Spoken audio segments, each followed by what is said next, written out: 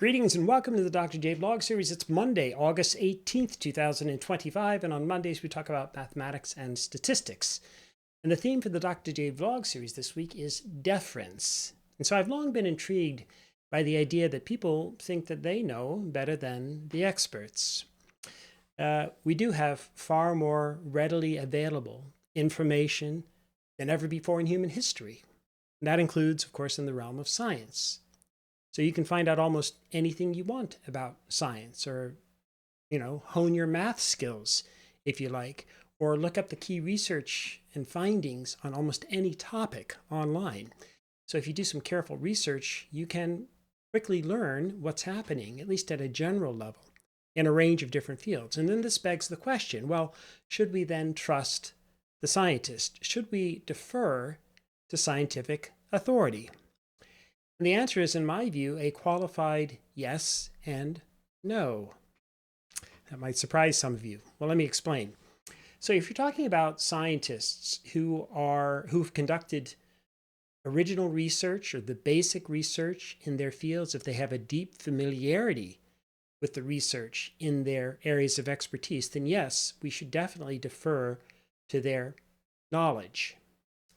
It's not that they're perfect or that they know everything or that they're infallible, but they know far more than you and I do, at least with respect to their fields, their specialties, and they have a much deeper understanding.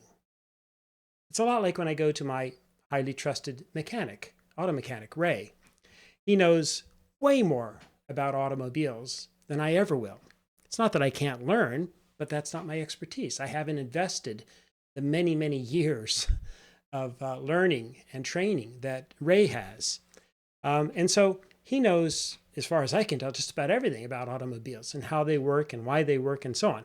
I know a bit, obviously, because I've owned vehicles over the years. I've done my fair share of changing the oil and the spark plugs and the batteries and the occasional flat tire and so on. But then after that, my knowledge starts to dry up pretty quickly. Maybe I get to the brake pads, the rotors, and that's about it, right? Excuse me. But Ray's the expert on everything vehicle related. And yes, so I regularly defer to him. And that's my general approach, quite frankly, when I'm listening to lectures or I'm reading the work of specialists in their scientific fields. And I try to pay attention and as carefully as I can and to see what I can learn. Now, if it's an area where I'm also a specialist, like we all have knowledge bases, we all have areas where we're probably experts. If I know a lot about a particular field, then I'll listen with a little bit more of a critical ear, or I'll read a little bit more with a critical eye, not because I don't trust the other people or that I'm not willing to defer to them, but simply because I bring more knowledge and familiarity and often personal experience with the research in that particular area, okay, on that specific subject. And so in that sense, I like to think that at least in certain areas, excuse me, I have more of an understanding myself, and I might be more sensitive and knowledgeable, if you will, about the possible limitations, or even if there are flaws, perhaps, in their presentations. And so I like to think that we should all be that way, at least with respect to our specific knowledge bases, and especially if we're working in the realms of science. So I'm confident, though, that in general, as I mentioned a moment ago, I think that everybody has certain deep knowledge about one or more subjects or topics, be they scientific in nature or in other fields such as literature or the arts or even politics or religion or skateboarding, for that matter, you name it. So when I'm lecturing, then, I'm hoping that people will be respectful. But I also know that even in my own areas of expertise, I have my own limitations. I have my own occasional blind spots, quite frankly. So I'm always trying to freshen things up. I'm always trying to learn and relearn, even what I already deeply know. And I try to be as responsible and expert. I don't even like the term. I don't like to apply it to myself. But I try to be as careful as I can in my public presentations and in my writings to be as truthful and as accurate as possible. If I do a really good job with my research and then present the findings clearly and so on, all else equal, then I would venture to say that you probably should defer to my expertise, at least in terms of the scientific veracity of what I'm talking about, and even to some degree the interpretations of the data. And that's kind of can be subject to different interpretations. It can be controversial at times as well. But again, even then, I and other scientists are not beyond reproach. So in general, again, that's how I approach learning and listening and so on. I defer to the experts in any human realm, for they have the knowledge, they have the skills, and often the experience then that I do not. And gradually, if we pay careful attention, then we become more knowledgeable and discerning as well. And yes, of course, we can develop further our own expertise in almost any realm if we commit seriously to doing that. So in short, if a scientist or an expert's explaining the state of knowledge in their field, the nature of the research, the strengths and the limitations of that research, then yeah, we definitely should defer to them. We should be able to trust them, again, assuming they're good faith actors and so on. Okay, so what about the no part that I mentioned? Well, there are two main dimensions of that no. Okay, so the first is if the scientist or the expert is speaking in an area outside of their realm of expertise. So we have a tendency then to believe people who are quite authoritative in one area and somehow think that, or mistakenly, if you will, think that that applies or that they're equally qualified to speak on unrelated topics in other fields. And that's not the case necessarily. It usually isn't the case. Now, hopefully, if they are speaking beyond their specialty, their expertise, they'll acknowledge that up front and they'll qualify their comments as being speculative in nature and display, if you will, a proper humility in that regard. And that's what I try to do with the Dr. J blog series, okay? Because I don't claim to be an expert in each of the realms that I cover across the 7 different days of the week. These are my areas of interest, and I've invested a lot of time, but I only really have expertise in a couple of the realms, deep expertise, and more of a working knowledge and a layman's understanding, if you will, in the other realms, okay? So, and I try to make it clear then, if I'm stepping outside of my comfort zone, when I'm conveying information, if I'm going beyond my expertise, okay? And I'll try to say, I'll qualify my understanding. I'll say, well, from my understanding, or maybe even a little bit more humbly, from my limited understanding and knowledge of the research, here's what I understand to be the case. Something along those lines. Or I'll say something like, I don't really have much experience in this area, so I'm not qualified to speak as an expert, but here's what I think might be happening. Okay? So these are the qualifying statements that water down and hopefully insert a bit of humility into what I'm trying to convey. Now, the problem is that there are a lot of really strong personalities out there and people, operating within the public domain who really want to build up or maintain these reputations as experts in all things that they speak about. And of course, clearly that can't be the case, but they'll pretend to be experts. And so be really careful with those kinds of folks. It's like, if you will, the biblical scholar lecturing on science or the scientist lecturing on the Bible.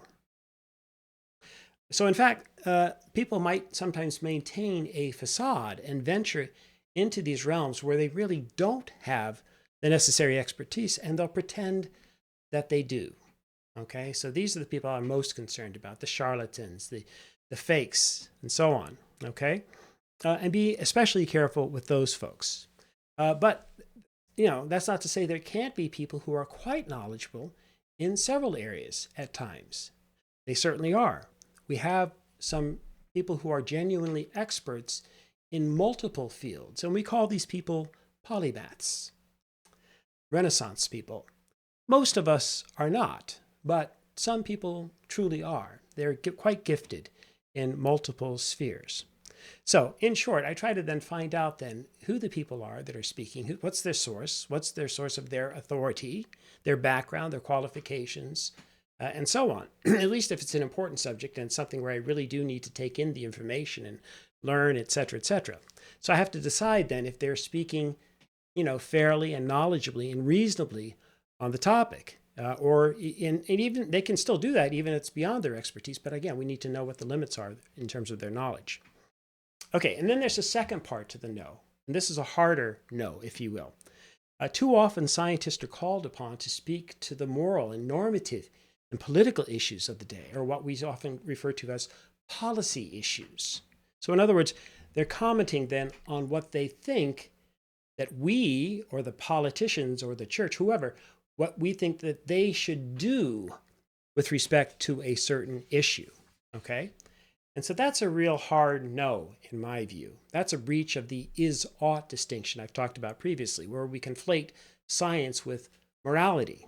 So remember that as scientists, we frame our approach to the world in terms of the empirical aspects. And we develop theories about the facts, but we ask questions like, what is the nature of this or that? Or how do we explain such and such behavior? Again, from a scientific vantage point. So we're dealing with the world of facts and the world as it is. But in the public realm, often the real interest seems to be in what people think we should do about the world, how we should use the information, and so on. And so here's the key point. So while the scientist in question might be quite brilliant, have a lot of thoughtful things to say about the subject, that doesn't give them the carte blanche or even a special privilege to tell anyone else what we should do with that knowledge. So I can help, for example, I didn't obviously myself, but let's imagine, right, thought experiment. I could help in terms of the scientific breakthroughs that might lead to our understanding of nuclear fission. And that's what scientists in the 1930s were doing, among other things. But that doesn't mean that I'm qualified then to determine whether we should use that knowledge in the service of nuclear energy, whether we should use that knowledge to produce nuclear bombs, or neither, for that matter, because these are political and moral questions that lie beyond the reach of science. And a scientist who claims otherwise, in my view, quickly starts to lose credibility. So in a nutshell, trust the scientists and the experts in their fields, unless they demonstrate that they're really not credible, okay? I mean, hey, some mechanics and some plumbers are better than others, right? So, okay. But then be skeptical of their claims if they're speaking outside of their field of expertise. I'm not saying they're necessarily wrong, but be more skeptical in that regard, or at least if they seem to be moving too far afield from where their knowledge truly lies. And it's kind of like, if I could use the comparison, it's kind of like me with science and music. So I'm quite knowledgeable, at least in certain realms of science, because that's what I spent the last 40 of my years working on. But certainly not in every realm of science. So I have to be really careful in that regard. But I'm definitely much more of an expert in science writ large than I am in the realm of music.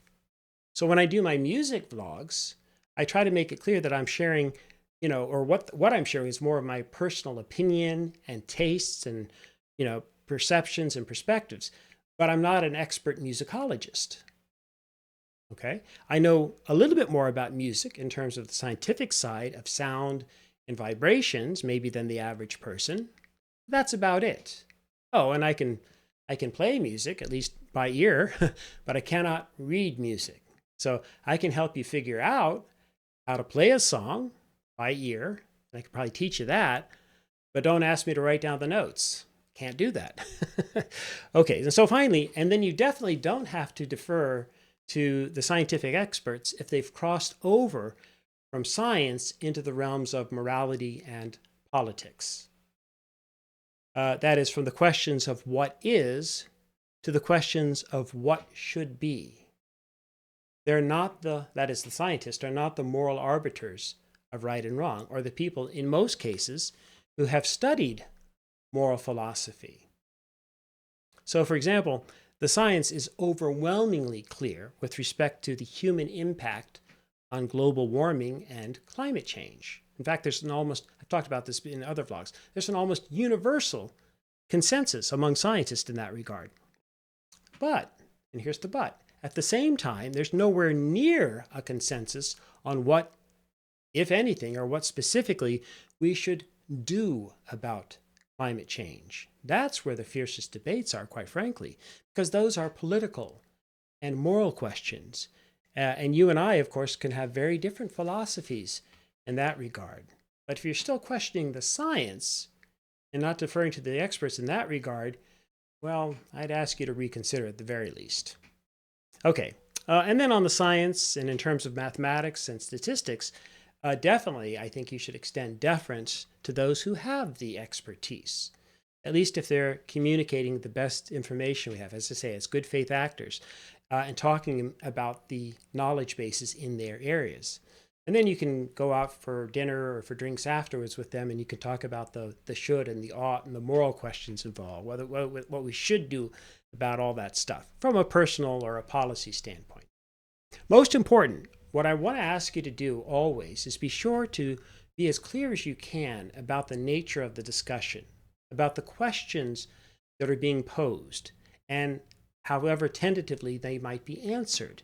And hopefully you can indeed trust the experts in their fields to provide for us the best current answers that we have available. Of course, always subject to new knowledge and change and information.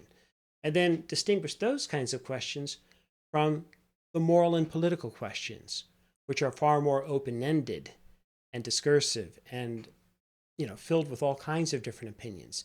Even there, you want to try to be as knowledgeable as you can, maybe by understanding how policies have worked in the past or how they've impacted human behavior and that sort of thing. But remember, when we're dealing with those types of questions, the ought questions, the what we should do about things, we've moved beyond science. And so if a scientist then is speaking about those issues, you don't have to show them unnecessary deference. Again, especially if they're speaking so authoritatively as though they have all the answers and they have no doubts about their perspectives. Even I, as a scientist, I can't get behind that. Okay, so anyway, I hope this has been helpful as ever. In the meantime, may you and yours continue to create peace in your lives, nurture love in your hearts, and dole out hugs in abundance. Take care.